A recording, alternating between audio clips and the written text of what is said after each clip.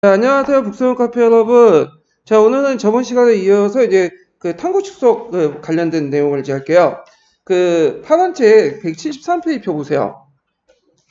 자, 거기 이제 탐구 수업이 있는데요. 자, 탐구 수업은 이제 예전에도 몇 번 얘기했지만 이 사료학습하고 되게 관련되어 있거든요.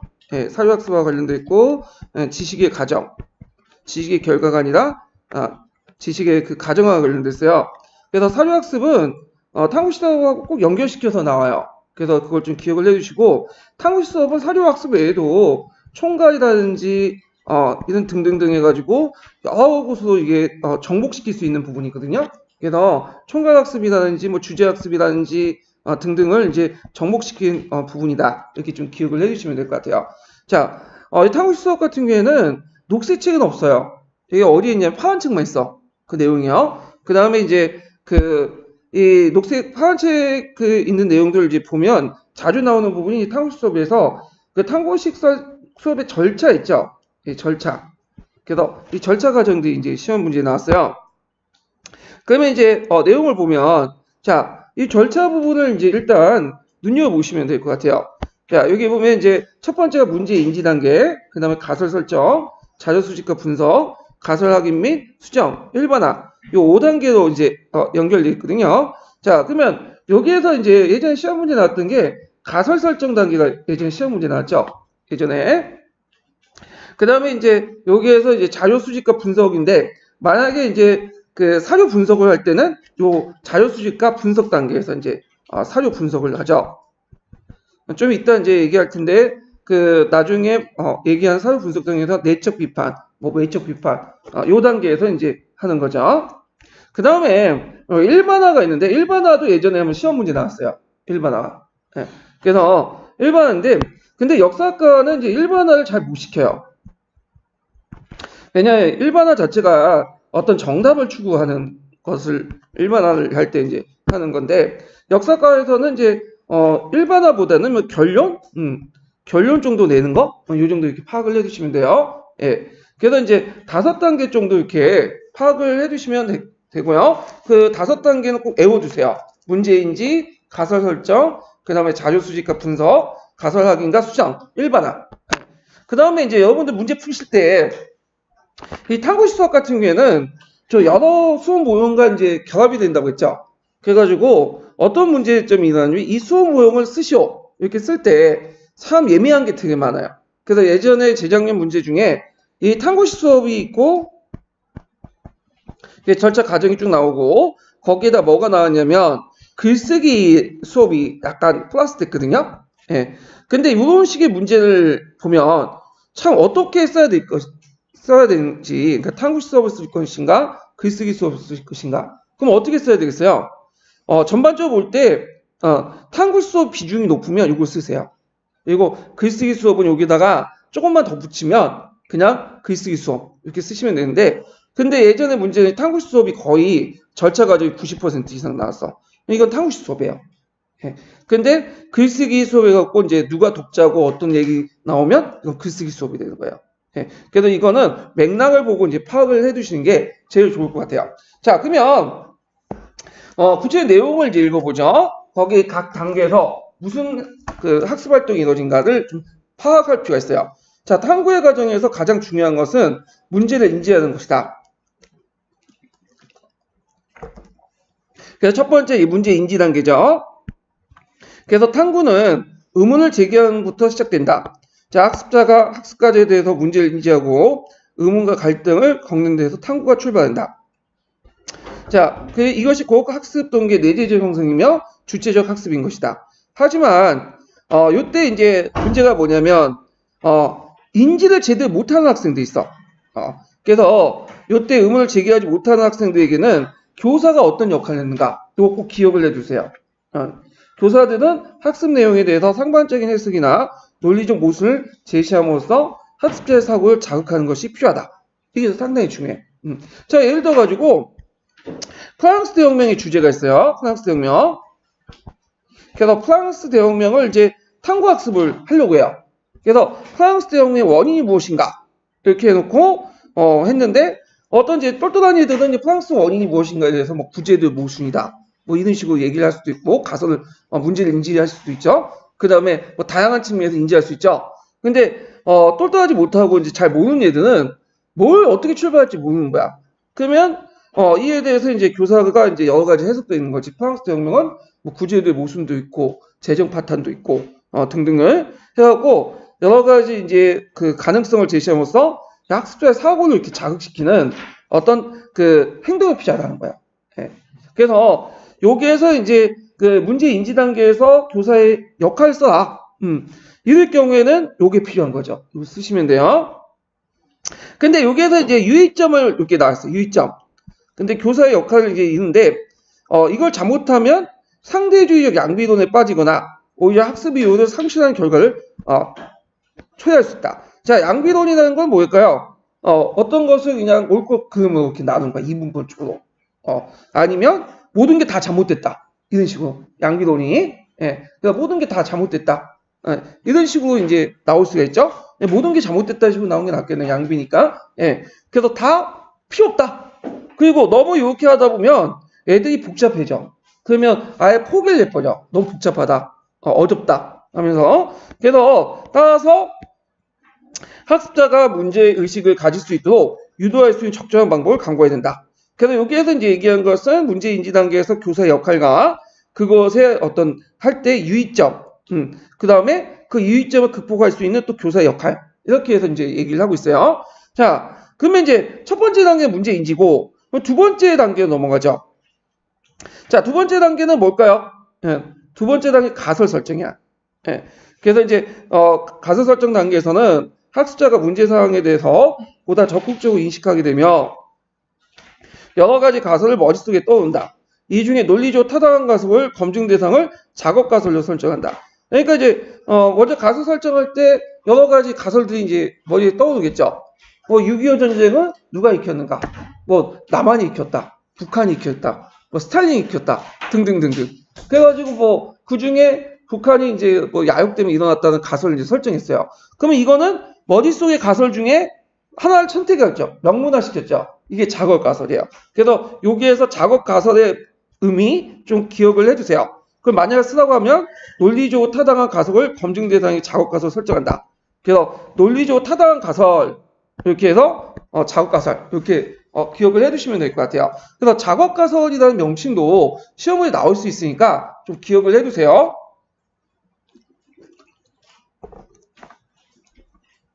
자, 가설 검증에 필요한 자료 수집에 앞서 문제인지 및 가설 설정 단계에서 확인된 여러 개념과 용어를 정의한다. 그래서 여기에서 문제인지와 가설 설정 단계에서 뭘 확인한다 그랬죠? 여러 개념과 용어를 정의한다. 그래서 이렇게 있는데 요거는 이제 사회과 교육론하고 좀 차이가 있는 것 같아요. 그래서 사회과 교육론 보면 차경수라는 사람이 있어요. 거기 이제 그 사회과 교육론을 차경수가 썼는데 그분이 이제 쓴 것도 탐구학습을 되게 강조하거든요. 왜냐면 탐구학습이 역사과 외에도 사회과나 그런 지리과 다 똑같이 적용되는 학습 방법이에요. 근데 여기에서 이제 가설 설정 단계 다음에 그 다음에 세 단계로 이제 독립된 단계로서 여러 개념과 용어를 정의한다. 그 내용이 있어. 근데 이제 일단은 우리는 이제 역교론을 공부하니까 파란책을 기준으로 가설 설정 단계 안에 여러 개념과 용어를 정의하는 거 이렇게 이제 기억을 해주시면 될 것 같아요. 그러면 왜 이게 명확하게 정해야 되냐? 자, 이건 뭐냐면 탐구 과정의 방향을 정립하고 탐구 과정을 구체화할 수 있기 때문이다. 그래서 요구에 대한 이유가 이제 여기 있죠. 예. 그래서 그러나 개념과 용어가 정의는 탐구 과정의 다른 단계에 진행할 수 있다. 따라서 가설 설정 단계, 곧바로 자료 수집 단계로 넘어갈 수 있다. 그러니까 이제 여기에서 이제 알 수 있는 것은 그 가설 설정 안에 기본적으로 뭐가 있다는 거죠? 작업 가설과 설정과 그다음 두 번째로는 여러 개념과 용어가 있고, 근데 이게 여러 개념과 용어 설정 정의해 내리는 것은 꼭 가설 설정 단계에만 있는 게 아니라 이건 하나의 옵션이고 뭐냐면 개념과 용어 정의는 다음 단계에서 또 진행될 수 있다. 이렇게 이제 얘기를 하고 있죠. 네, 그래서 차경수의 책하고 비교해 보면 차경수의 책은 하나의 독립된 단계를 봤지만 여기는 두 번째 단계 하고 그 다음에 그 나머지 단계에서 다음 단계에서 할 수 있다 이 식으로 해갖고 좀 약간 그 예민하게 좀 서술해놨어요. 예. 그러면 이게 왜 되게 중요하냐? 자, 예를 들어갖고 이제 그 침투강조하고 정보강조 개념 같은 거를 명확하지 않으면 예를 들어갖고 침투강조 정보강조 개념을 명확하지 않으면 뭐 원나라하고 북위를 같이 다뤄가지고 탐구할 수 있겠죠.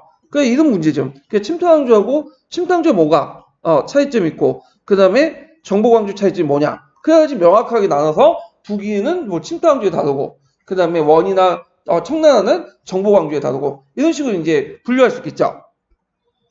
자, 그러면 이제 세 단계가 이제 자료 수집 단계인데 세 번째가 그래서 자료 수집하고 분석한 후에 필요한 정보를 추출한다. 자, 이를 통해서 이제 뭐냐면 가설 검증하는 거죠. 그래서 자료 수집하는 게 세 번째고요. 그다음에 그걸 통해서 분석해서 자료를 검증하는 그런 단계가 네 번째죠. 자, 그래서 이 과정에 일부 가설이 수정되거나 폐기될 수 있으며 새로운 가설이 추가적으로 설정될 수 있다. 자, 그래서 이런 가설 검증 단계에 그런 작업을 마무리함으로써 학습의 과정에 결론을 이끌어낸다. 그래서 이 결론에 따라 일반화될 수 있다. 이런 데인데, 그래서 이제 여기 분석 단계에 거쳐 가설 검증, 그 다음에 결론 일반화 이렇게 해가지고 볼 수 있어요. 그래서 이제 앞에 여기 보면 이제 자료 수집과 분석 이렇게 세 번째 단계로 이렇게 있네요. 제가 이거 잘못 설명했네. 예, 다시 수정할게요. 여기가 이제 세 번째고요. 자료 수집과 분석이 여기 세 번째고, 그 다음에 또 네 번째가 뭐냐면 자료 확인과 수정 단계. 여기가 이제 네 번째요. 예, 여기 네 번째고요. 그 다음에 여기가 결론 일반화 단계가 다섯 번째. 예, 자료 수집하고 분석하는 단계가 세 번째. 그 다음 네 번째 가설 검증 작업. 그 다음 결론과 일반화 단계가 마지막 단계. 이렇게 기억을 해주시면 돼요. 그러면 사유 분석과 비판 단계는 어디에 있는 거죠? 예. 자, 자료를 수집하고 분석하는 단계죠. 예. 그래서 예전에 한번 시험 문제 나왔어. 근데 예전에는 어떻게 나왔냐면 자료 수집과 분석 단계 이렇게 해놓고는 이게 없고 사유 분석과 비판 단계가 어디에서 할 것이냐. 여기 나왔어요. 그러면 가설 검증만 나왔거든요. 그럼 어디 단계예요? 가설 검증 작업 단계야. 예. 그래가지고 요거는 이제 상황과 더서 이제 판단해야겠지만 보통 3단계 자료 수집하고 분석 단계가 사유 분석 비판 이런 거와 연결시켜서 보시면 될 것 같아요. 자, 그럼 이제 쭉 이제 해서 단계에 관련된 내용을 이제 봤고요. 그 내용도 쭉 밑에 보면 탐구의 수준은 학습자의 발달이나 능력에 따라 달라진다. 발견이나 탐구의 과정과 원리는 여러 가지 인지적 능력과 기능 및 태도를 필요한다. 기본적 사실이나 개념에 의해 지도나 연표를 읽을 줄 아는 능력, 그리고 의문을 제기하고 그걸 주체적으로 해결하는 태도. 이게 탐구식 수업에서 요구된다는 거죠. 자, 기본적인 역사 사실에 대한 이해를 필요한 탐구 과제일 경우 이들을 갖추지 못한 학생들에게 훨씬 더 많은 시간이 소요된다. 그렇다고 이들이 탐구의 과정에 배제하거나 소외시키면 안 된다. 자, 교사는 그 학생들의 사전 지식을 확인하며 수준에 맞는 과제를 개발하고 제시해야 된다. 자, 여기에서 이제 뭐가 나오죠? 예, 여기에서 교사의 역할이 나오죠.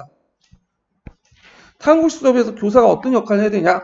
그래서 교사는 학생들의 사전 지식을 확인하고 그다음 수준에 맞는 것을 개발하고 제시해야 된다. 첫 번째, 교사의 역할.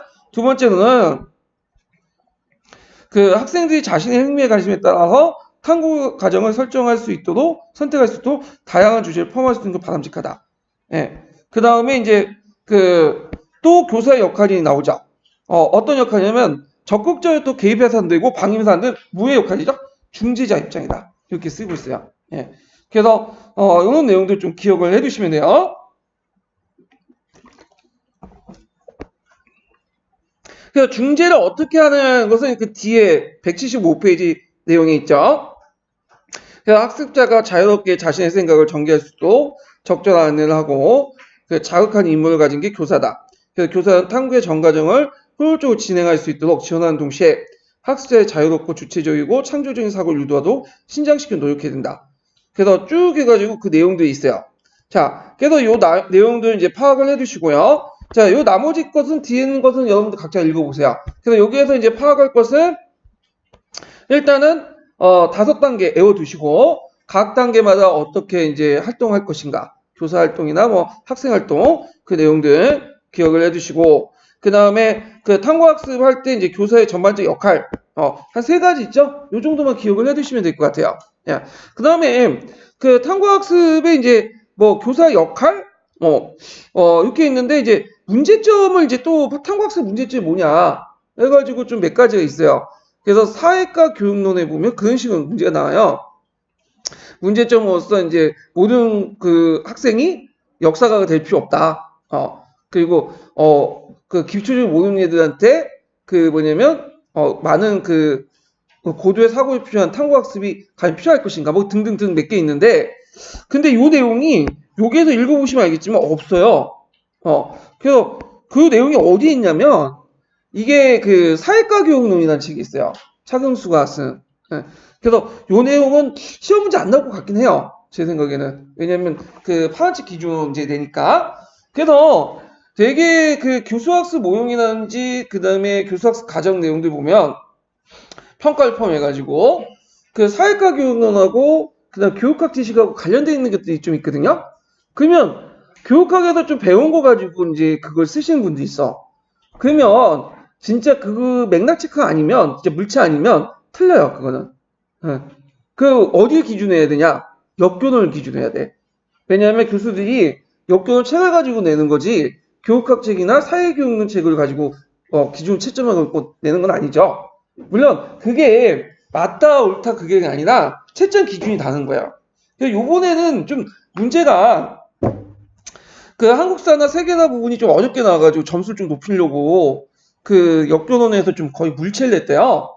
그래서 기본서에는 없는 그 핵심 키워드 안 써도 맞게 해주고 그랬는데 항상 그런 건 아니니까 원칙대로 외워주시는 게 좋아요. 그래서 예전에 제가 몇 번 강조했지만 역교론 자기 생각 쓰는 게 아니에요.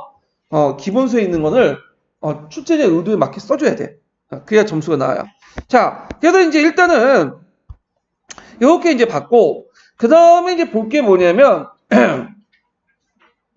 다시 녹색책에 들어가서 그 이제 뭘 보냐면 문답식 수업 예전에 봤죠. 토론식 수업을 좀 보죠. 토론식 수업. 글쓰기 수업부터 잠깐 볼까요? 이게 순서가 227페이지 글쓰기 수업.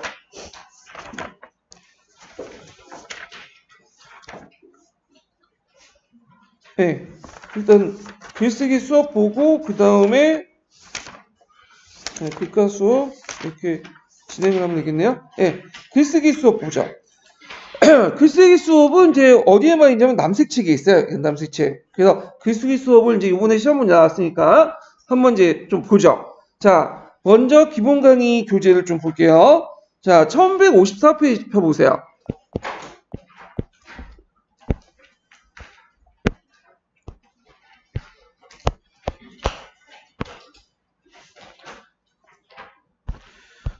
글쓰기 수업 잠깐만요. 극과 수업이고 글쓰기 수업이 1157페이지네요. 1157페이지 글쓰기 수업. 자, 글쓰기 수업은 이제 글쓰기 능력과 역사 사고 능력을 통합적으로 가르칠 수 있는 수업인데요. 자, 그래서 이제 글쓰기 사업의 종류가 있어요. 이번에 시험 나온 게 글쓰기 수업의 종류죠. 여기 있는데,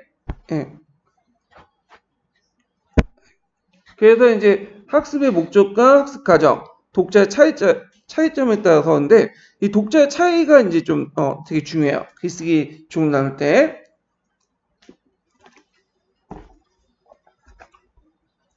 그래서 이제 크게 세 가지가 있어요. 자, 먼저 볼 게 뭐냐면, 역사가 입장의 글쓰기. 그리고 두 번째가 3자 입장의 글쓰기.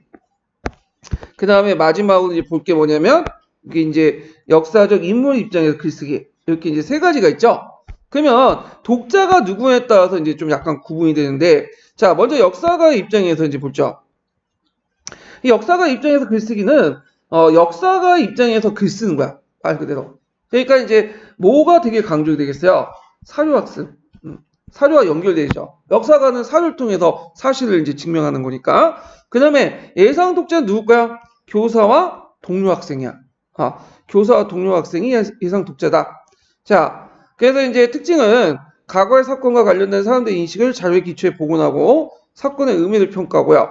그 해석하는 과정을 표현한다.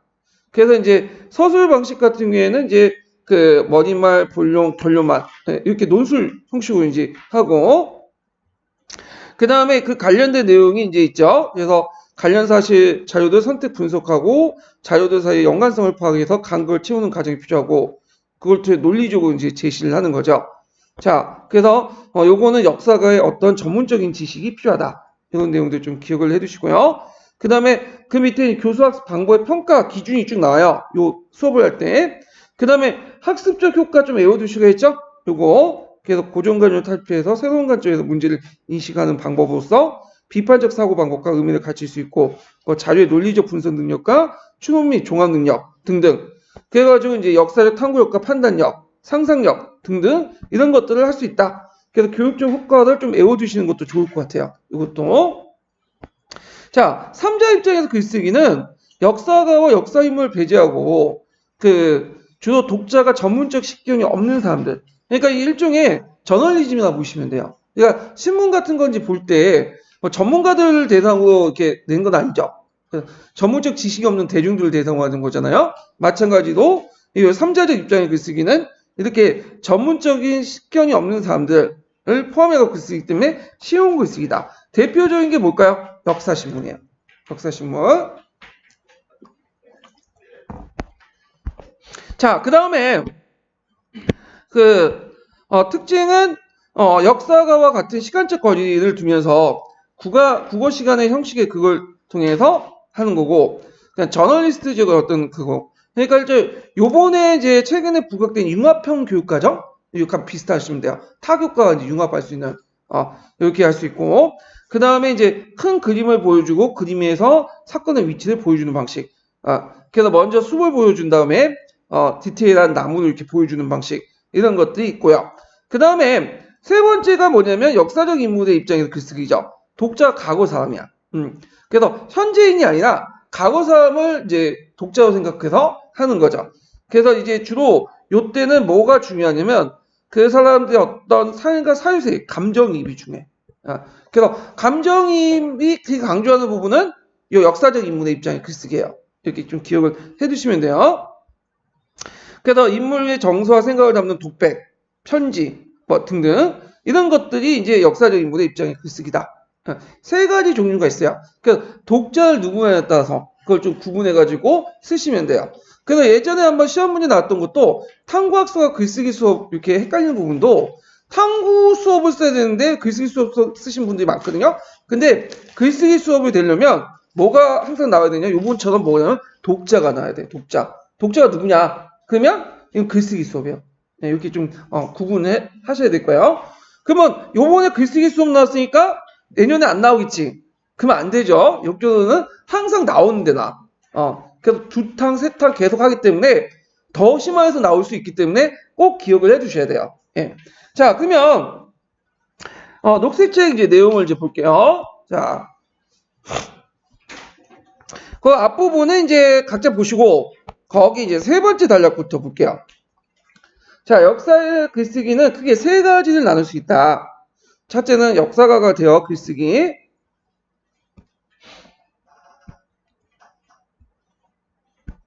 자, 역사가가 되어 글쓰기. 그 다음에 역사가나 인물이 되어 제3자의 인물의 글쓰기. 역사적 인물이 되어 글쓰기. 여기 있는데 요거는 한마디 역사가처럼 쓰는 거야. 전문가처럼. 그래서 사료와 관련돼 있다고 했죠. 사료 비판이나 분석.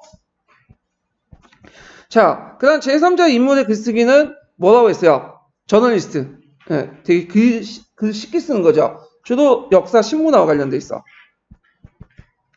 역사적 인물 글쓰기 뭐 상소문이라든지 그 당시 사람들 대상으로 그래서 이제 뭐 감정이입이나 이런 것들 그리고 당시 과거 사람들 대상으로 이제 글쓰기 한다. 그래서 이렇게 이제 보시면 되겠죠. 그래서 가장 큰 차이점은 뭐죠? 독자예요. 독자를 구분하셔야 돼요. 그래서 역사가 되었을 때 누굴 대상으로 하는 거죠? 이거는 교사나 동료들 대상으로 하고 그다음 역사가나 역사적 인물이 제3자 인물이 되어 글쓰기는 누굴 대상으로 하는 거죠?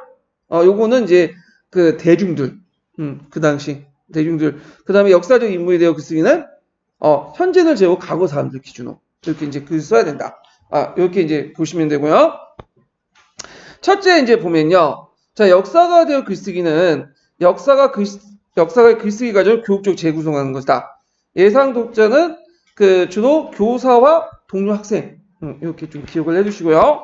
자, 그 다음에 여기 보면 이제 이런 글쓰기는 과거의 사건이나 그 사건과 관련된 사람들의 인식을 자료를 기초에 복원하고, 이 자료라는 것은 사료죠.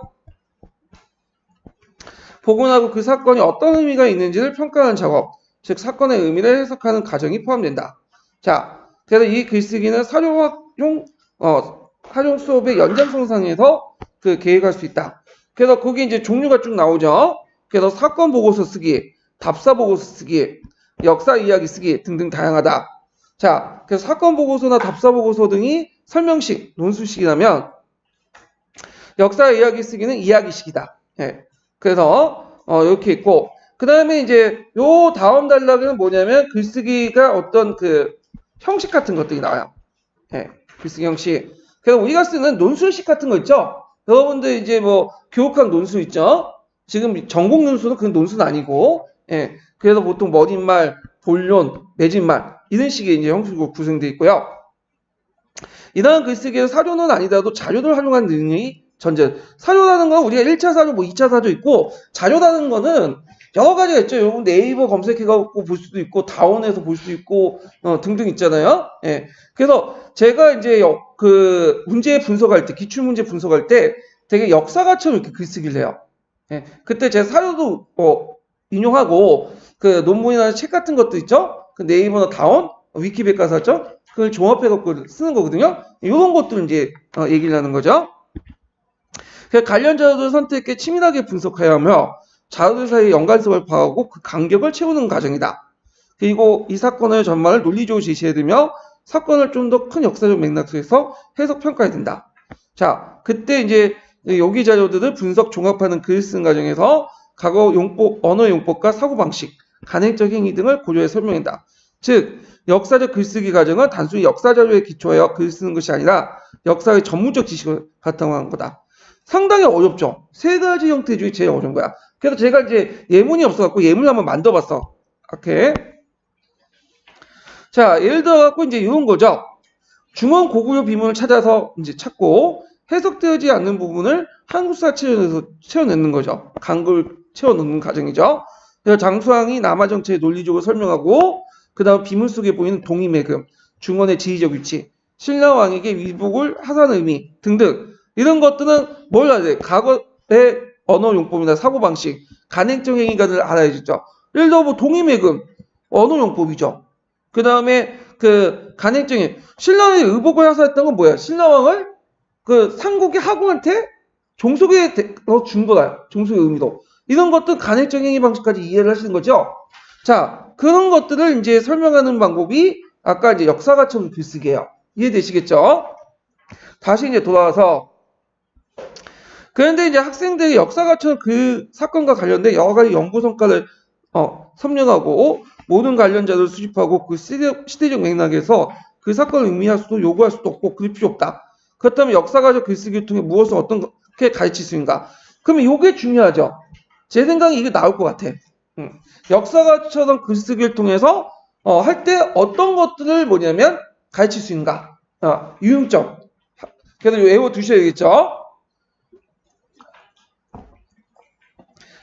첫 번째, 고정관념을 탈피해서 새로운 관점에서 문제를 인식하는 방법, 즉 비판적 사고 방법, 그 의미를 이제 가르칠 수 있고요. 그다음 두 번째, 자료의 논리적 분석 능력, 추론 및 종합 능력과 함께 자신의 사고의 내용을 적절하게 역사적 용어로 표현할 수 있는 능력. 셋째는 역사적인 사고 방식, 그러니까 역사 탐구력과 판단력은 물론 그 과거 사람들의 인식 세계에 들어가서 역사 상상력과 맥락적 사고력도 포함된다. 그래서 세 가지는 꼭 외워두세요. 요거는요. 예. 자, 그래서 이제 역사가처럼 글쓰기 수업에서는 글쓰기 과정을 중요시한다. 그래서 예전에 한번 글쓰기 수업이냐 탐구 수업이냐 가지고 논쟁할 때도 요걸 놓친 거야. 글쓰기 수업할 때는 뭐가 초점을 맞춰야 돼? 글쓰기 과정이 초점을 맞춰야 돼. 탐구 과정이 아니에요. 예. 자, 그래서 이제 그 학생들이 이제 글 쓰고 수업 내용 조직하고 결과물 평가하고 그런데 이제 학생들이 무조건 역사가가 되어 글 쓰라고 요구할 수 없므로 먼저 글쓰기 방법을 가르치는 거죠. 그리고 이렇게 해서 이제 글쓰기 수업을 어떻게 가르친가 해서 이제 그 내용들이 있죠. 자, 그래서 이제 역사 문제를 제기하는 방법, 그 다음에 문제 제기 타당성을 설명하는 방법, 제기된 문제를 해결해서 방법이나 자료에 대한 설명하는 방법, 제기된 문제를 해결하는 서술하는 방법, 요 네 가지가 있는데, 자, 이렇게 이제 이 네 가지 그 방법을 통해서 가르친 후에 직접 글쓰도록 지도한다. 네 가지 방법 외워두세요. 네, 어떻게 이제 글쓰기 수업을 통해서 할 때 갑자기 하라는 것보다는 이렇게 해서 네 가지 방법을 교사가 한 다음에 그 애들에게 직접 글쓰도록 지도해야 된다. 그래서 교사 역할 이런 것들 좀 같이 기억을 해주시는 게 좋겠어요. 그래서 앞에 허용점과 교사 역할.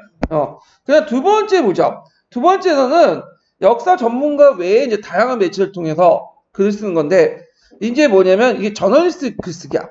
그러니까 이건 뭐냐면 대중들 대상, 대중들 잘 모르는 대상들. 예. 그래서 여러분들 이제 볼 때 전문적인 잡지, 과학저널이나 뭐 이런 것들과 단순히 이제 과학적인 형상들을 대중들이 알려줄 때 신문 있죠. 보통 우리가 보는 신문. 글쓰기 방법이 다르죠. 그때는 어렵게 써야 돼, 쉽게 써야 돼. 신문에 쓰면 쉽게 써야지. 그 과학저널은 쉽게 쓰면 어렵게 쓸 필요 있지. 막 수식어 막 해갖고 막 쓰잖아. 근데 대중들이 그걸 하면 못 알아듣는단 말이야. 그러니까 쉽게 풀어가지고 이렇게 설명해줘야죠. 자, 그래서 이제 국어 시간하고 이제 국어 시간에 주로 이제 역사하고 이제 융합형으로 이제 할 수 있는데, 그래서 국어 시간 흔히 볼 수 있는 저널리스트 글을 통해서 역사학습의 궁극적 목적인 역사 이해와 해석이 이르는 방법이다. 이 경우에는 주체를 봐야 돼. 독자는 누구겠어요? 아까 얘기한 것처럼 전문적 식견 없는 사람. 그러니까 일반 대중들.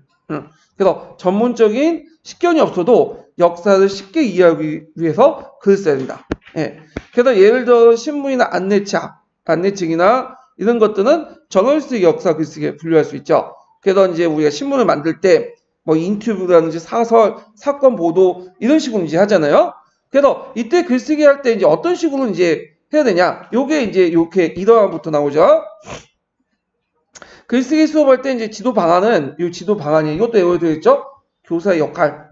항상 요즘에 최근에 나오는 게 교사의 역할이 뭐냐 물어보는 게 많으니까 역사 주제를 쉽고 폭넓은 관점에 접근할 수 있는 기회를 준다. 마치 그 사건과 관련된 큰 그림을 주고 그 큰 그림 속에서 사건을 위치한 것을 보여주는 방식으로 가르치는 것이 필요하다. 그러니까 디테일하게 제공하는 것보다는 큰 그림을 주고 거기에 이제 조그맣게 이제 디테일한 방법을 이제 제시하는 거죠. 그러니까 프랑스 대혁명에 대해서 역사 신문을 만들 때 프랑스 대혁명 큰 그림을 주고 그 다음에 구체적으로 이제 그 당시에 뭐 에피소드나 작은 사건들 이런 것들을 이제 밑에다 배치시키는 방법으로 접근해 준다. 그래서 교사의 역할 이거 좀 외워주세요.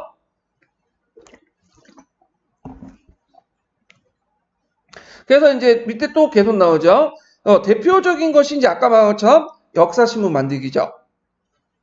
그래서 역사 수업에도 많이 활용된다. 신문 만들기 때 이제 학생들이 이해하는 역사를 신문이나 형식으로 표현하는 것인데 대중들에게 정보를 알리는 목적 때로는 계몽하는 목적, 사회 비판 기능이 있다. 자, 그러나 이러한 신문의 형식과 기능, 목적을 고려하지 않고 단순히 과거 사건을 나열하는 식으로 역사 신문을 만드는 경우가 있다. 특히 학생들이 조사한 내용을 자신의 글로 바꾸는 과정조차 생략한 채 마치 조각볼 만들지 가이와 풀로 작업을 올려 붙이는 경우가 있는데 이런 경우엔 뭐가 없는 거죠? 탐구와 이해가 없는 거야. 예. 활동 수업이라고 요즘에 되게 강조를 하는데 제가 중학교 가니까 그 활동 수업을 되게 많이 하더라고요. 고등학교보다. 근데 중학교에서 활동 수업은 활동은 있어요. 근데 그 안에 탐구와 이해는 없어. 그래서 예를 들어 뭐 유튜브나 UCC 만들고 막 역사신문 있는데 그냥 생각 없이 갖다 붙여 애들이 어디 자료나 뺏겨가지고 그런 것들은 활동은 있지만 뭐야 그 안에 탐구와 이해가 없는 거야. 그런 활동을 해봤자 문제가 있는 거지.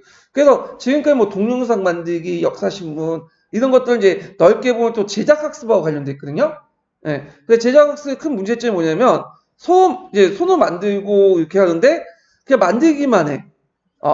그래서 근데 그 안에 탐구와 이해가 없으면 어떻게 해요? 아무 쓸데가 없는 거야. 그래서 뭐 판옥선을 만드는데 판옥선만 그냥 만드는 데만 해. 근데 판옥선이 왜 이렇게 만들어졌고 판옥선의 구조가 어떻고 왜 이런 구조가 역사적으로 이렇게 나왔는가? 그거에 대한 탐구와 이해가 없으면 그냥 활동만 있는 거야. 마찬가지로 역사하신 분도 그냥 오디고 붙이면 전혀 의미가 없다. 이렇게 좀 기억을 해두시면 될 것 같아요. 그래서 신문 만들기를 통해서 역사 탐구와 이해를 독려하기 위해서는 신문의 기능과 목적, 형식을 이해하고 탐구 내용을 서술하도록 가르칠 필요가 있다. 여기에서 이제 역사 신문 만들기 때 무슨 역할이 나오는 거죠? 교사의 역할. 그리고 이제 기존의 이제 뭐냐 역사 신문의 어떤 문제점 이런 것도 이제 같이 설명하고 있죠. 그리고 이런 거는 역사적 사고 기능뿐만 아니라 국어적 글쓰기, 사회과학적 글쓰기와 함께 가르치는 게 효과적으로 낼 수 있다. 그러니까 오늘날 이제 최근에 교육과정에서 강조되는 게 뭐냐 융합형이거든. 그래서 역사뿐만 아니라 국어하고 사회도 같이 융합해갖고 이렇게 할 수 있다. 예. 그 다음에 마지막으로 이제 본 게 뭐냐면 역사적 인물의 글쓰기야. 여기는 다른 데 조금씩 들었지만 감정이입을 되게 강조해요. 감정이입. 내면을 강조하기 때문에 주로 내면을 보기 때문에 감정이입과 연결돼요. 감정이입. 그래서 그때 이제 독자는 누구냐? 과거 인물이죠. 과거 사람들. 물론 과거 사람이 죽었기 때문에 과거 사람들 어떻게 죽은 사람도 깨어나고 하는데 그건 뭐냐? 과거 사람을 본다는 어떤 가정 안에 보는 거지 실제 과거 사람을 대상으로 한 건 아니에요. 예. 그래서 역사적 인물에 대한 글쓰기는 그 인물의 정서와 생각을 담은 독백, 일기, 시, 수필이 될 수 있고 그다음 그 인물이 다른 인물과 주고받는 편지가 될 수 있죠.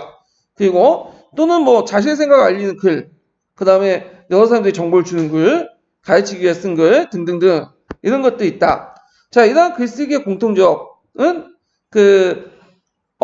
물론 독자의 과거 사람들 생각을 쓴다는 것이다. 따라서 그 과거 사람들의 사연과 사유색이 들어가 감정이입을 하며 글을 쓰도록 지도하는 한편 독자가 누구인지 글 쓰는 목적이 무엇인지 숙고하도록 지도하는 게 여기에서 이제 두 가지가 나오죠. 뭐냐면 감정이입을 하도 글 쓰도록 지도하고 그 다음에 두 번째는 독자가 누구인지 독자가 누구예요? 과거 사람이죠. 그 글을 쓰는 목적이 무엇인지 숙고하도록 지도하는 게 중요하다. 예. 그래서 교사의 역할이 이렇게 있어요. 그래서 이제 이렇게 해서 이제 세 가지 글쓰기 이제 얘기를 했고요. 그래서 나올 수 있으니까 좀 기억을 해두세요. 자, 그 다음에 이제 교사 글쓰기 수업이 이제 끝난 다음에 이제 또 볼 게 뭐냐면 231페이지 극화 수업이야. 이 극화 수업은 그 파란책에 뭐라고 되어 있냐면 역할극이라고 했어요. 역할극. 근데 역할극과 극화 수업하고는 비슷한 개념이에요. 거의. 예. 요번에는 안 나왔지만 작년하고 재작년 계속 두 번 나왔어요. 극화 수업이요. 그래서 나올 수 있는 데가 제일 많아요. 아마 수업 모형 중에 탐구 수업하고 요 극화 수업이 제일 많이 나와요. 그래서 요건 파란 책하고 녹색 책 내용을 다 같이 봐야 돼. 각기 좀 다른 내용이 있어요. 이 내용이. 자, 그러면 파란책 내용부터 보고 넘어갈게요. 파란책 내용을 이제 보면 파란책 179페이지에 있거든요. 179페이지 펴보면 자, 여기 역할극이라는 게 있죠. 역할극. 예. 그래서 이제 역할극이 이제 있는데 역할극이 이제 뭐하고 관련되냐면 다른 사람 입장이 돼가지고 그 사람이 처해진 상황과 조건 속에 행동하여 결정하는 추체험이다. 키워드가 추체험이야. 네, 추체험. 왜냐면 예전에 2004년도 문제 그게 나왔어요. 그리고 추체험과 감정이 차이점도 물어봤죠? 재작년에. 추체험은 자기가 직접 해보는 거야. 감정이입은 머릿속으로 생각하는 거죠. 네, 그래서 요거 예전에 시험 문제 나왔으니까 꼭 기억을 해주시고요. 수업 방식의 역사의식을 정진시킨다는 역사지식을 함양한다는 목표에 연기나 표현 장식으로는 독특한 감정 체험의 기회를 학생들에게 제공하는 것이다. 자, 그래서 이제 이런 그 역할극에 관련된 내용들이 쭉 있고요.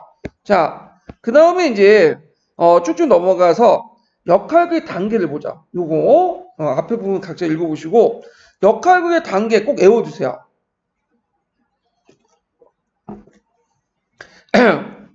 왜 외워두냐면 이게 시험 문제 나왔기 때문에 외워두는 거야. 07년 문제에 나왔어. 그래서 역할극의 대표적인 게 극화 수업인데 자, 극화 수업은 이제 연극 준비. 연극 공연, 연극곡 분석이죠. 자, 세 단계도 있는데 먼저 연극 준비 단계에서 이제 보면 자, 교사는 역할극의 목표, 주제, 상황 등을 설정한다. 이때 역할극의 내용이 되는 주제와 그 배경 상황 등은 학생들 역사 이해와 능력에 적합해야 된다. 자, 다음으로 대본을 작성하여 배역선정과 무대 준비를 해야 된다.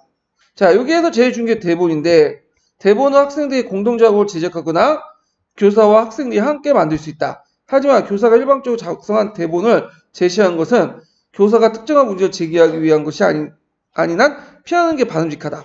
그래서 이 대본은 이제 이 관련된 내용은 녹사책에도 같이 나오거든요. 그 녹색책에도 이제 주의점, 유의점 부분에 나와요.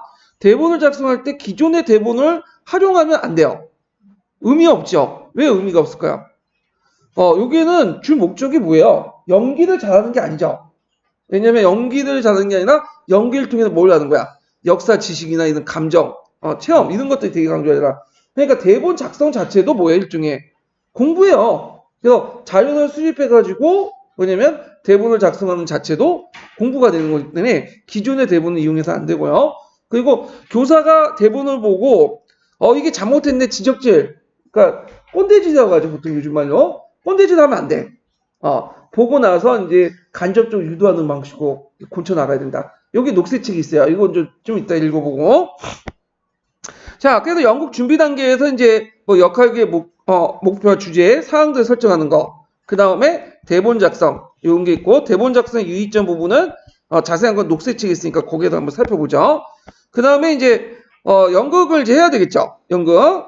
그래서 이제 연극 무대는 교실이 이제 이루어진 것 많지만 강당이나 공연장 이용할 수도 있고요.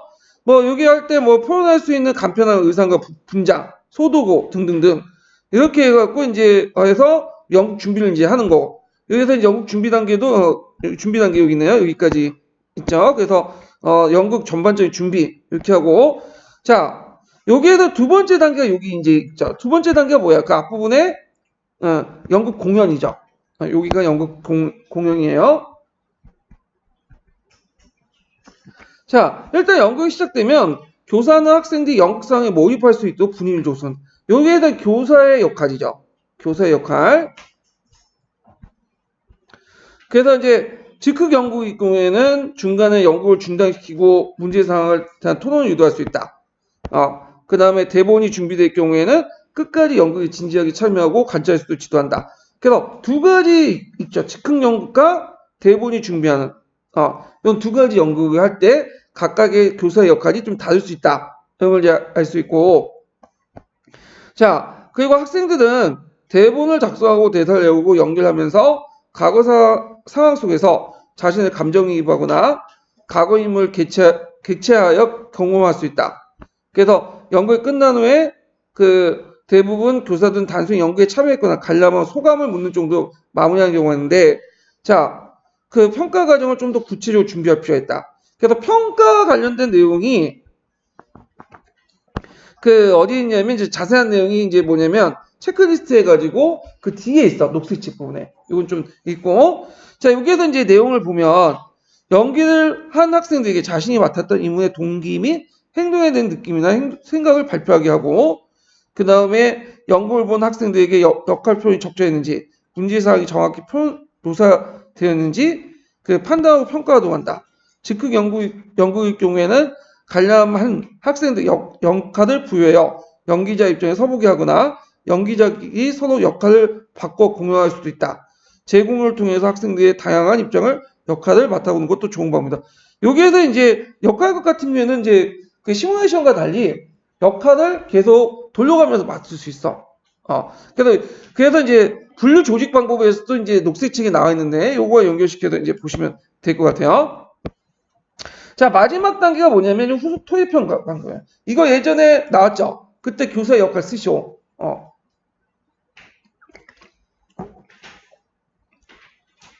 자, 후속 토의와 평가는, 그러니까 그 후속 토의와 평가 부분은 요 앞부분에 이제 대본 준비하고 하고 있는데, 여기까지가 후속 토의죠. 평가 부분이죠. 여기가 연결돼갖고 보시면 돼요. 여기까지가 3단계 부분이에요. 그래서 요것이 이제 어떤 것이 있는가. 자, 학생들이 유용한 점이 뭘까? 여기에서 이제 첫 번째, 연극에서 다루었던 역사의 주제나 인물을 새롭게 생각하는 기회를 제공해준다. 그 다음 두 번째로는 연극에 등장했던 역사적 인물의 행위를 통해 그 동기와 이유들을 분석하거나 연극의 배경이 된 역사의 사건이나 상황의 의미를 토론해 볼 수도 있다. 네. 자, 그 다음에 이제 여기 또 세 번째로는 객관적 입장에서 과거 인물의 행적과 사건의 의미를 가능해 보는 과정은 학생들의 새로운 학습 경험을 제공해 준다. 이게 세 번째죠. 여기까지가 이제 뭐냐면 학생들에게 어떤 유용점이 있는가. 자, 그러나 이렇게 있는데 역할극도 다른 수업과 마찬가지로 교사가 지나치게 개입하는 것보다는 자율적인 참여와 준비를 유도하면서 지원을 하고 방향을 안내는 것이 좋다. 이게 뭐야? 바람직한 교사의 역할이죠. 역할극 때.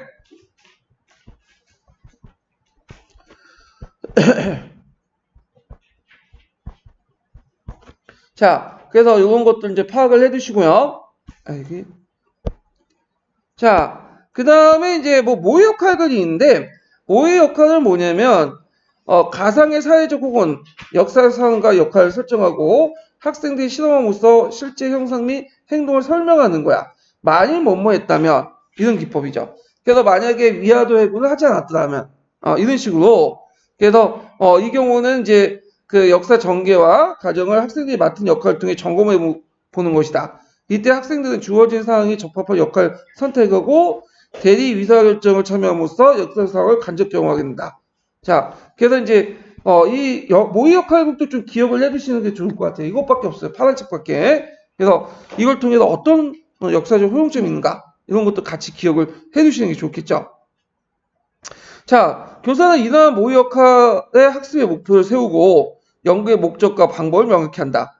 그리고 학생들이 수행할 역할에 대해서 여러 가지 행동 대안을 말해보고 학생들이 자신의 역할과 능동을 참여하도록 지도한다. 등등.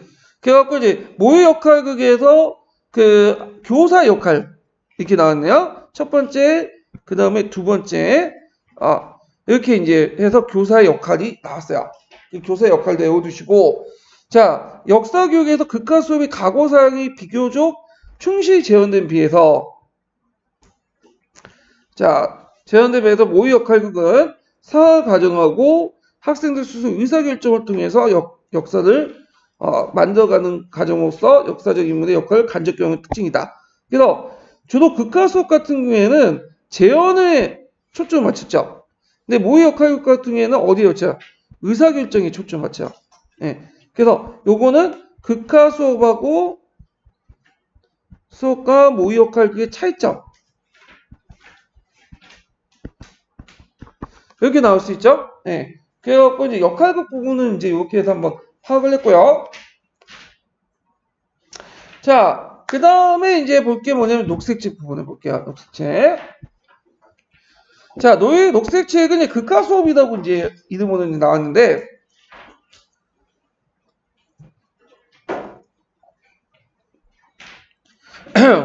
자, 그 앞부분은 이제 각자 읽어보시고 극과 수업 종류부터 볼게요. 두 번째 달랑 231페이지.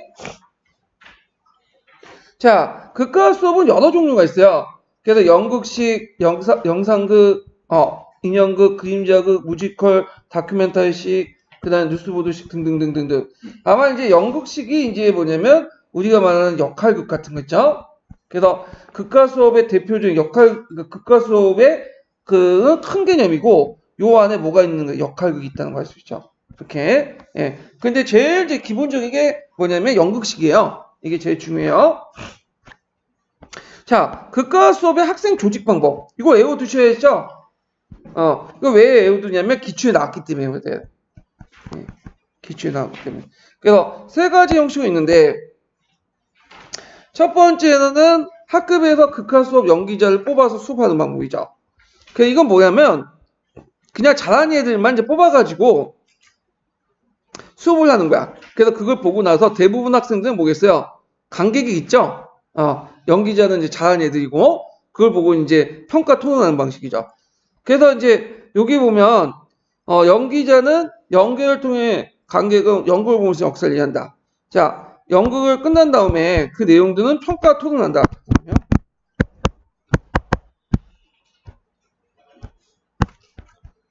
아, 이게 또 먹었네.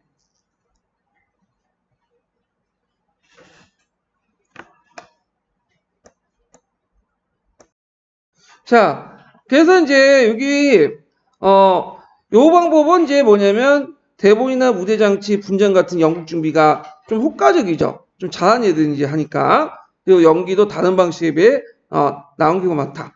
근데 제 생각에 요건 첫 번째 안 나올 것 같아. 일방적으로 잘하는 애들만 하는 거잖아. 같이 해야지. 요즘에 분위기가. 그러니까 두 번째와 세 번째가 나올 건데 예전에 나왔던 게 두 번째죠. 두 번째 방식. 자, 학급의 모든 학생들이 모둠을 나누어 모두 똑같은 극을 참여하도록 하는 방법이죠. 그래서 모둠을 만들어 뭐 A 모둠, B 모둠, C 모둠, D 모둠 이렇게 등등 나눠. 그래서 이제 서로 이렇게 비교해 볼 수 있죠. 이렇게 해서 서로 비교해 볼 수 있죠. 연기가 끝난 다음에 각 모둠은 대본이나 수업 준비, 연기 등을 비교할 수 있다. 자, 학생들은 참고한 자료가 비슷한 경우 대본이나 연극 내용도 비슷해 수업이 지루하게 만들 가능성이 있다. 요게 이제 뭐냐면 요게 이제 그 뭔가 장점이 될 수 있고 비교해 볼 수 있다는 게. 근데 문제점이 여기 있죠. 참고할 자료들이 비슷할 경우에 대본에 지루할 가능성이 있다. 이게 문제점이야. 그래서 그런 문제점을 극복할 수 있는 방법을 여기서 제시하는 거야. 예. 그래서 이때 이제 어떤 식으로 이제 이 지루한 법을 극복할 수 있냐? 모둠별로 하되 똑같은 것들을 같이 하는 게 아니라 각각 나눠. 그래서 예를 들어 이제 뭐 만적의 날 이런 주제 아래 A조는 뭐 만적을 한번 해보도록 하고, 그다음에 B조는 최초원 입장에서 이제 좀 해보기도 하고, 그 다음에 또 하나는 다른 노비 입장에서 이렇게 하기도 하고, 또 이걸 돌아가면서 이렇게 돌아가면서 이렇게 하는 거예요. 그래갖고 이제 만적 입장, 그 다음에 최초원 입장 이렇게 해갖고 만적의 다른 도비의 입장. 그래서 이런 사건에 얽혀있는 다양한 사람들의 관점에 대해 생각해 볼 수 있는 기회를 주는다. 그래서 이렇게 해서 모둠별로 돌아가면서 하는 것이 각자 입장에서 상당히 이런 그 지루함을 극복할 수 있고 동시에 다양한 사람들의 관점을 생각해 볼 수 있는 기회를 제공해 준다. 이렇게 이제 보시면 돼요. 그래갖고 이제 요 내용들 같이 기억을 해 주시면 되고요. 그 예전에 요거는 이제 최근판에서 그런데 제가 그 가지고 있는 그 책은 뭐 어떻게 적혀있냐면 만적의 입장, 최치원의 입장, 그 다음에 만적의 난에 참여하자는 노비의 입장. 뭐 좀 이상하죠. 최치원이 왜 갑자기 튀어나? 신라시대 때 사람인데 최치원이죠. 그래서 최치원의 입장 이렇게 이 책을 갖고 있는 분들은 상당히 장수생이에요. 최근에는 이게 많이 수정되어 있는데 자 하여튼 세 번째 보면 그 세 번째 경우는 이제 학급의 모든 학생들을 모둠으로 나누어 각각 다른 극을 만들어 참여하는 방법이다. 그래서 주제를 몇 개 소주제 나누어 연극을 준비한 협동식 연극 수업이다. 이 명칭 외워두셔야죠. 그러니까 옴니버스식으로 구성이 되는 거야. 자, 예를 들어 조선전기에 생활하면 농민의 생활, 상인의 생활, 소주제로 하는 거야. 그러니까 이제 여기 보면 그 큰 주제 아래 뭐냐면 모둠별로 이렇게 해가지고 세 개 나눈 농민의 생활, 상인의 생활, 장인의 생활 해가지고 이렇게 수업을 해서 국을 구성하는 방식이다. 이렇게 기억을 해두시면 돼요. 그래갖고 앞에 것은 주제 안에 만정의 입장, 책추의 입장 다 똑같은 주제를 다르게 접근하는 거고, 요거는 큰 주제 아래 소주제를 다르게 만든 거야. 소주제 하나하나가 뭐야? 독립된 그 연극이에요. 근데 여기는 그 한 주제 안에 다른 측에서 이제 하기 때문에 독립되어 있지 않고 서로 연결되어 있는 거지. 그래서 좀 차이가 있어요. 그래서 각 모둠은 서로 다른 소주제를 가지고 연극을 하게 되며 수업은 이들의 연기를 종합하여 학습 과정을 수행하는 방법을 진행한다. 그래서 이제 수업 방향 이런 것도 이제 나와 있고요. 그러면 이제 유의사항도 기억을 해두셔야죠. 이게 이제 예전에 시험문에 나왔던 건데 첫 번째로는 어떤 형식의 극과 수업을 진행할 것인지 학습 목표를 명확히 해야 돼. 그래서 이게 3년 전인가 그게 나왔던 건데 6년도인가? 자, 학생 목표에 따라서 어떤 극화 수업을 선택할 것인가 달라져. 자, 예를 들어 갖고 추체험, 감정이입 이런 것들을 좀 육성시키려고 한다. 그러면 뭐가 넣겠어요? 연극식이 낫겠죠. 연극식. 그다음 역사적 판단력을 육성시키려고 하면 시사톤을 낫겠죠. 이런 식으로. 자, 그래서 추체험과 감정이입을 학생 목표에 설정하면 그것은 연극식이 효과적이죠. 직접 자기 해보고 이렇게 하니까. 그래서 이런 연극식 수업은 효과적으로 진행하기 위해서는 학생들이 연구를 통해 구현하고자 하는 상황이나 인물들을 구체적으로 이해시켜야 된다. 그래서 그렇지 않으면 행위를 하게 되는 행위자의 사고 과정에 대한 이해 없이 피상적 연결시킬 그걸 만들 수 있다. 그래갖고 구체적 내면의 세계를 충분히 이해시킨 다음에 해야지. 그렇지 않을 경우에 그냥 행위만 모셔만 하는 거죠. 그래서 여러분들 이제 드라마나 그런 걸 볼 때 그런 게 잘 보이죠? 커트커트로 해가지고 하다 보니까 그 역사적 사극을 찍는다 해도 그 연기자가 그 사극의 전반적인 어떤 그 모션만 취할 수 있는 거지, 행동만 취할 수 있지, 그 인물의 어떤 역사의 배경이나 내면의 구성 이런 것도 이해는 못 하잖아요? 예. 그리고 굳이 드라마 연극 보면서 그걸 이해할 필요 없는 거고, 예. 그렇지만 역사 수업은 그게 중요한 게 아니라, 연기가 중요한 게 아니라 그 밑에 있는 내면이 중요한 거죠. 사고 과정이나. 야. 그리고 단순히 이해에 그치지 않고 그 인물의 평가하는 방법, 평가나 이런 것들 모의 재판식이 좋죠. 그래서 역사적 상상력에 그치지 않고 이건 역사적 판단력을 했다. 그러면 여기에서 역사 상상력에 그치지 않고 역사적 판단력은 요 앞부분 추천과 감정이면 역사 사고력에서 뭐가 필요하다는 거예요? 역사적 상상력이 필요하다는 거죠. 네. 역사 상상력 어디 있어요? 이렇게 있는 분도 있는데 이거는 국어 실력이 없는 거죠. 요 앞부분에 이렇게 언급됐으니까 당연히 요거는 그냥 생략하고 당연히 빼고 나온 거겠죠? 네. 그러니까 이건 상상력이고 요거는 그 모의 재판이나 시사극이나 이런 것들은 역사적 상상력뿐만 아니라 뭐도 좀 판단력도 있죠. 판단력. 그래서 모의 재판식이나 시사극은 판단력을 목표로 할 때 해야 된다. 이렇게 좀 기억을 해주시면 돼요. 자, 그래서 이제 예를 든 게 이제 모의 재판 예를 든 게 흥성대원군 정책도 있고, 그 다음에 이제 여긴 안 나와있지만 이성계 이하도 해권 이런 것들 하는 거죠. 그래서 이거 얘는 이제 각자 읽어보시고, 자, 그래서 하나의 사건의 역사적 의미에 대해 논쟁에 대한 탐구의 기회를 제공하게 되어 시사토론식이 또 효과적이다. 자, 그래서 논쟁에 대한 탐구 기회를 제공하는 것은 목표를 설정한다면 시사토론식이 맞다는 거죠. 그러니까 예를 들어서 이제 그 강해군의 중위위가 어떤 논란이 있는가, 쟁점이 뭔가, 그리고 집중 토론 이런 것들.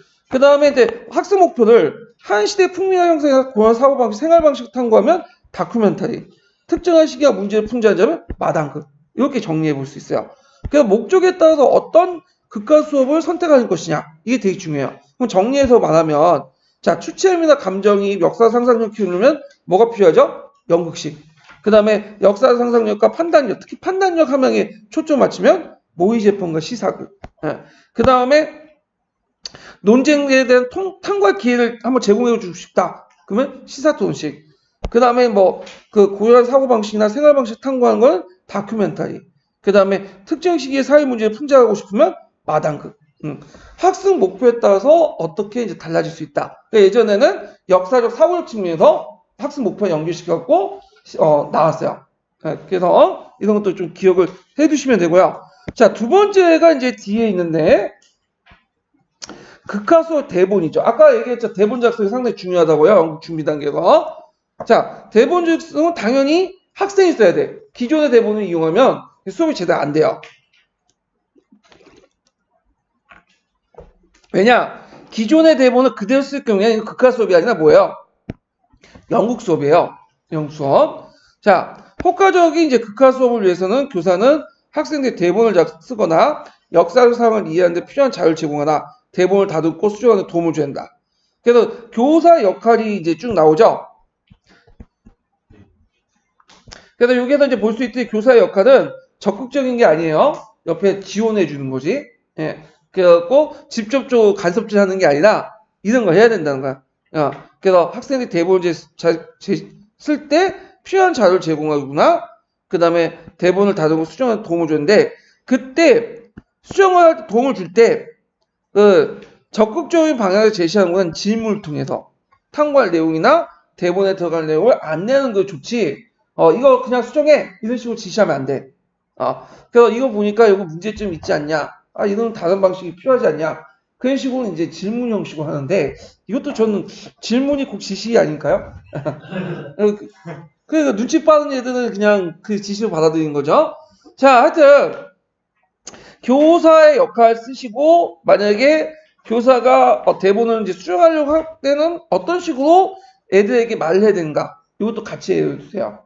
예, 제 생각에 이것도 나올 것 같아. 이 극과 수업.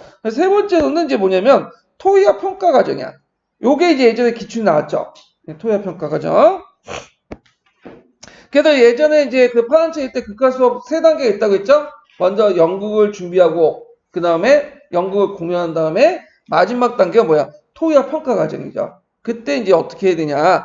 자, 학생들이 극의 역사 이해라는 측면에서 관찰하도 독려하기 위해서는 시험 단계에서 극이 끝난 후에 극이 역사 이해에 도움이 될 수 있는 평가할 수 있는 제일 방법이 체크리스트법이야. 예, 동료 평가 방법. 그래서 이제 요즘에 잘 쓰이는데 이런 식으로 돼 있죠? 이렇게 있고 뭐 평가 항목도 쭉 있어요. 예, 평가 항목이 있고 그 다음에 뭐 영희, 철수 이렇게 해갖고 평가 항목에서 뭐 얘는 5점 주고 뭐 3점 주고 2점 주고 이런 식으로 체크리스트법은 이제 해석 동료 평가를 한다. 자, 그래서 이제 이 체크리스트도 똑같이 학습 목표와 극의 형식에 따라 달라져요. 자, 연극식 같은 경우에는 어디에 초점을 맞추겠어요? 당연히 인간의 내면. 인간의 내면에 초점을 맞추는 평가 항목도 인간의 내면에 있죠. 그래서 역사적 인물의 행위 동기, 목적을 이해하는 데 도움이 될 수 있는지, 그 인물이 그런 행동을 하는지, 영향을 미치는지 이런 것들 평가하는 거예요. 예. 그래서 제가 요번에 시험 문제, 모의고사 문제 이걸 냈어요. 연극식 할 때 어떻게 하는 건가? 체크리스트 작성 방법. 그 찾아서 보세요. 총괄평가 관련된 문제들. 시사토론고기 때는 역사적 쟁점을 어떻게 파악할 수 있는지, 각자의 주장에 근거가 설득이 있는지 제시는지 등등을 평가한다. 이런 식으로 문제 나올 수 있어요. 제일 쉽게 나올 때는 이제 말한 것처럼 이렇게 평가 항목들에 뭐 이런 것들이 쭉 나와 있겠죠. 그러면 이런 것은 수업 방식이 뭐냐? 연극식 쓰면 되고, 아니면 또 역사의 쟁점 이렇게 또 시사토론고. 이게 제일 쉬운 거야. 그냥 명칭만 보면. 근데 좀 어렵게 나오면, 자, 연극식 수업과 이제 시사토론고 있고, 요 평가 항목이 써라. 평가 항목 2-3가지 쓰라. 그럼 예고 써야 돼, 이거. 요거 써야 돼요. 이게 좀 어렵게 쓰는 거야. 네. 그래서 암기해 두시고요. 자, 그 다음에 여기 보면 이제 그 체크리스트를 제시할 때 학생들이 이제 체크리스트를 참고해서 그걸 준비할 수 있도록 그걸 준비하는 단계에서 미리 제시하는 게 좋다. 이렇게 했고, 그 다음 후속 토론 또한 이게 이제 예전에 시험 문제 나왔죠.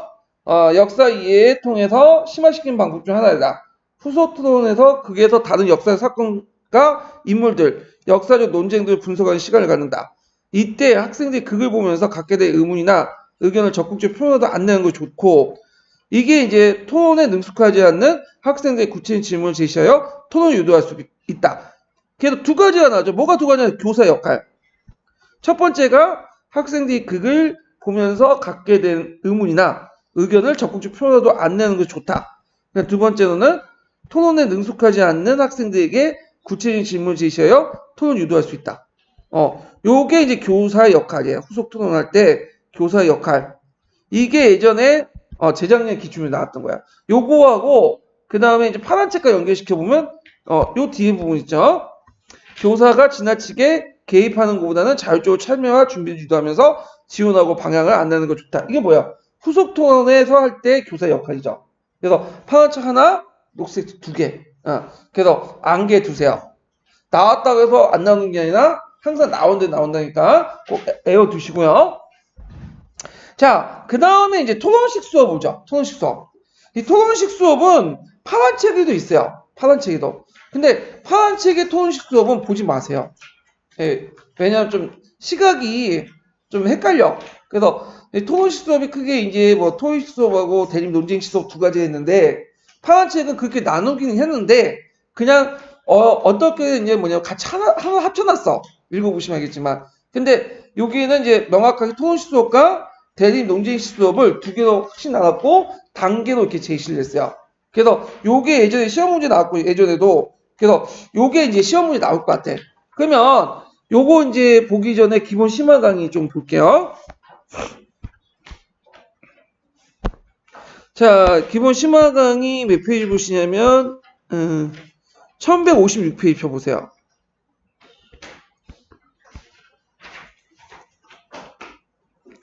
자, 토론 또는 토의식 수업은 이제 일종의 집단학습 과정이죠. 그래서 이제 그 어떤 결론을 이끌거나 서로 다른 관점의 차이를 명확히 하는 이렇게 있는데 두 가지 방식이 있어요. 대립 논쟁식 수업, 그다음 토의식 수업. 대립 논쟁식 수업은 그 역사 사건에 대한 상반된 해석이 존재할 때 각각의 어떤 근거를 제시는 이해시킨 거야. 그러니까 요거는 뭐 문제를 해결하는 것보다는 자신의 입장을 명확히 하고 논리적으로 어떻게 제시할 것인가, 토론할 것인가 이 내용이고 토익 수업은 소모든별로 어떤 과제를 주어지고 문제를 해결하는 데 있어요. 이건 싸우는 데 있고 이건 뭐예요? 합의를 이끄는 데 있죠. 그래서 이제 그 경기도의 집단 토론 방식은 이 대립 논쟁 수업이 아니라 뭐예요? 예, 토익 수업이야. 토익 수업. 예. 그래서 이제 집단 독백이라고 하는데 토익이 아니라 이제 자기 말만 하고 끝나는 식으로 이제 하긴 하는데 자 하여튼 그 대립 논쟁 수업 같은 경우에는 이제 그 방법이 있고요. 유형이. 그래서 뭐 서로 다른 시각을 가지고 있는 두 팀이 역사 사건을 토론하는 방법이나 아니면 학급 전체가 두 팀으로 나눠서 토론하는 방법 있죠. 예. 그 다음에 지도 방법, 그 다음에 토익 수업 같은 경우에도 이제 있고 지도 방법 이렇게 해서 방법과 지도 방법 그 다음에 장점, 유의점 이런 거 좀 기억을 해주시면 되는데 하여튼 대립 논쟁 수업하고 토익 수업 요거 꼭 기억을 해주시는 거예요. 장점, 방법하고 지도 방법, 지도 방법 그래갖고 예전에 시험 문제 나왔다는 거 그래서 앞으로 나올 가능성이 되게 많은데요. 여기가 자 그러면 관련된 이제 내용을 녹색책에서 이제 찾아보죠. 자, 녹색책 첫 문장은 이제 뭐냐면 토론식 수업이 두 개가 있다. 대립 논쟁 수업과 그 다음에 토익 수업이 있다. 그래서 대립 논쟁 수업과 이제 토익 수업이 있는데, 자, 대립 논쟁식 수업은 하나의 역사적 사건에 대해 서로 다른 해석이 존재하고 그 해석이 어떤 근거로 제시되어 있는 걸 이해하는 데 도움이 된다. 자, 예를 들어서 흥성대원군의 정책을 주제 토론한다면 자, 흥성대원군의 통상수교 거부 정책이 옳으냐 맞냐 이런 것들 얘기할 수 있죠. 갑신전변에 토론했다면 갑신전변이 조선의 근대화를 좀 빨리 할 수 있냐 늦췄느냐 옳으냐 맞냐 이런 식으로 이제 할 수 있죠. 자, 대립 논쟁 수업은 다음과 같이 진행할 수 있다. 우선 순서예요. 이제 우선 첫 번째 단계가 뭐냐면 학생들이 그 사건 인물에 대해 탐구가 들어간다. 이게 첫 번째 단계고 그런 뒤에 학생들에게 그 사건의 의미와 영향에 대해서 발표하도록 하여 정리하여 제출한다. 그래서 이제 두 번째 단계고 그걸 끝난 다음에 세 번째가 이제 교사는 그걸 서로 다른 두 개의 주장을 분류한다. 자, 예를 들어 이제 아까 이제 흥성대원군 있죠? 흥성대원군에 대해서 이제 공부할 때 통상수교 거부 정책할 때 그 흥성대원군이 때 일어난 사건이나 인물 탐구하도록 해야죠. 먼저 알아야 될 거 아니야. 그 사건이 뭐고 그 인물이 어떻고 그 다음에 그 흥성대원군의 통상수교 정책에 대해서 그 의미와 영향을 이제 학생들 발표시켜. 그리고 이제 자료가 오면 그걸 이제 두 개로 분류하는 거야. 그래서 통상수교보 정책을 찬성하는 의견과 반대하는 의견 이런 식으로 이제 분류할 수 있겠죠. 그래서 이제 이 교사 여기까지가 이제 그 뭐냐면 대립 논쟁식 수업을 할 때 이제 본격적으로 하기 전에 전 단계 이렇게 좀 보시면 돼요. 예. 그러면 이제 다 이게 했어. 그러면 이제 다음 단계 넘어 본격적으로 해야 되겠죠. 이게 이제 대립 논쟁식 수업의 이제 본격적인 단계 수업이죠. 자, 그러면 일단 얘들을 이제 할 때 나눠야 될 거 아니야. 일단 어떤 식으로 나누냐. 자, 모든별 토론과 그 다음에 학습 전체 토론 이렇게 두 가지 방식으로 나눌 수 있어요. 모든 불토론과 학습 전체 토론 이렇게 두 가지 방식으로 했죠. 그리고 토론을 지을 때 모든 불토론은 그 모든 내에 서로 다른 해석이나 시각을 가진 두 팀이 하나의 역사적 사건에 대해 토론하는 방법이고, 그 다음에 각 학급 전체 토론은 학급 전체 두 팀을 나누어 그 토론에 참여하는 수업 조직이죠. 자, 제일 깔끔한 게 첫 번째 경우겠죠. 자기가 그냥 생각하는 방식대로 해갖고 A팀, B팀 해갖고 나누는데, 두 번째 경우는 이제 이건 뭐 이게 일종의 랜덤이야. 그 자기가 다른 생각을 갖고 있더라도 다른 팀의 반대쪽 시각에 들어가서 또 토론할 수 있는 거죠. 예, 뭐 이렇게 이제 나눌 수 있어요. 자, 그래서 이제 팀은 다음과 같은 이제 결정할 수 있다. 그래서 먼저 학생들이 두 가지 해석 중에 자신의 지지하는 쪽에 써놔둔다. 이 설문을 토대로 첫째 학생들이 지지에 들어가는 방법과 그 다음에 지지하지 않는 팀에 들어가는 방법 두 가지를 택하고요. 그 다음에 보통 첫 번째 방법을 사용한다. 근데 두 번째 방법을 이제 사용할 경우에는 자신과 생각이 다른 사람들이 어떤 근거로 그런 주장을 했는지 생각할 기회를 준다. 그래서 요거 두 번째 방법, 그러니까 아까 전에 랜덤식으로 해가지고 들어가서 애들이 이제 와가지고 토론하는 방법 있죠? 그래서 자기가 생각하는 거와 다른 식에 들어갈 때 할 때 어떤 교육적 효과가 있는가?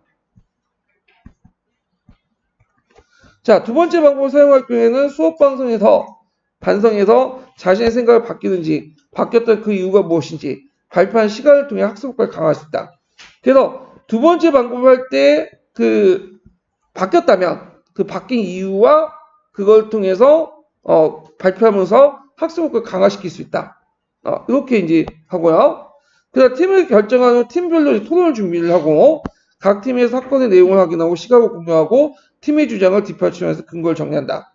자, 요때 이제 뒤에서 쭉 나와 있는 건 뭐냐면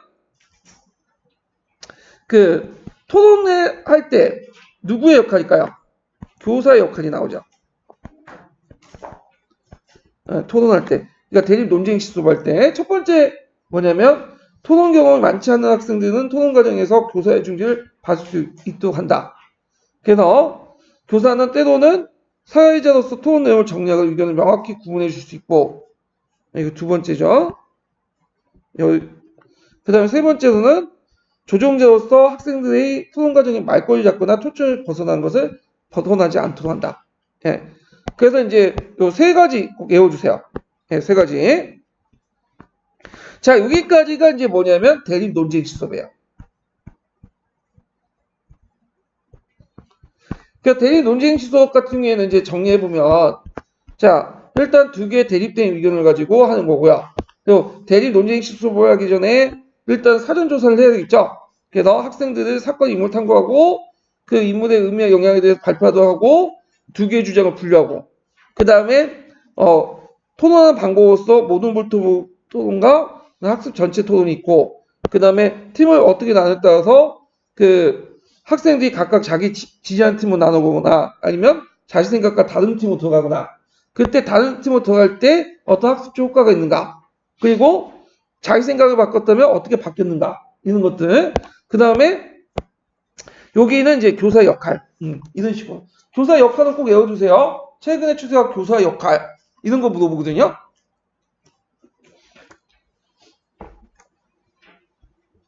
자, 그러면 토익 수업 보죠. 여기 이제 두 번째가 이제 토익 수업인데, 자, 토익 수업은 학생들의 과제를 제시하고 소모든별로 문제를 해결하는 방식이에요. 소모든별로. 그래서 이제 토익을 위해 필요한 자료를 주로 학생들이 준비하는 경우가 많다. 그러나 예외적으로 또 교사가 또 자료를 준비해 제시하고 그 자료와 관련하여 토익을 지도할 수도 있다. 자, 예를 들어 문헌이나 사진, 동영상 자료들을 제시하고 모두문이 그 자료를 기초해 토론함으로써 자료를 비판 또는 해석하거나 작품을 비평할 수 있다. 그래서 이제 두 가지 방식이 있어요. 자료 제시 방법에서 첫 번째는 학생이 주로 이제 준비하는 방법도 있는데 교사가 자료를 준비해서 제시하는 방법도 있다. 이렇게. 자, 이런 토익 수업에서는 교사는 자료를 철저히 준비하고 자료를 통해 해결할 문제를 명확하게 제시표했다. 여기에서 이제 교사가 할 뭘까요? 역할이죠. 자료 제시할 때 어떤 역할을 해야 되냐. 예. 그래서 명확하게 제시. 이거 되게 중요해. 일단 자료를 먼저 제시하려면 뭐 주제학습이든 그 다음에 토론학습이든 토의학습이든 그 다음에 여기 현장학습이든 뭔가 자료를 제시하잖아요. 그러면 추상적이고 이런 건 안 돼. 뭐죠? 구체적으로 명확하게 제시해. 이건 다 공통점이에요. 예. 그러니까 예를 들어서 신라의 골품제에 대해서 토의해보자. 이렇게 이제 해서 토의 과제를 제시했죠. 그러면 골품제에 대해서 뭘 토의하는지에 대해서 뭐냐면 이게 잘못된 거죠. 왜냐면 되게 추상적이잖아. 그러니까 한정돼서 좀 디테일하게 제시해야 돼. 그래서 이제 예를 들어갖고 신라의 골품제가 신라의 신분관계 어떻게 규정했는지 토의해보자. 또는 훈민정음의 창제를 뭐 토의해보자 이런 게 아니라 훈민정음 창제가 다양한 신분과 사람들의 생활에 어떤 영향을 미치는지 토의해보자. 자, 이렇게 해서 구체적으로 제시해야 된다. 구체적으로. 추상적인 게 아니라 구체적으로 제시해야 된다. 자, 그 다음에 여기부터가 뭐냐면 또 토의식 수업을 할 때의 교사의 역할이죠.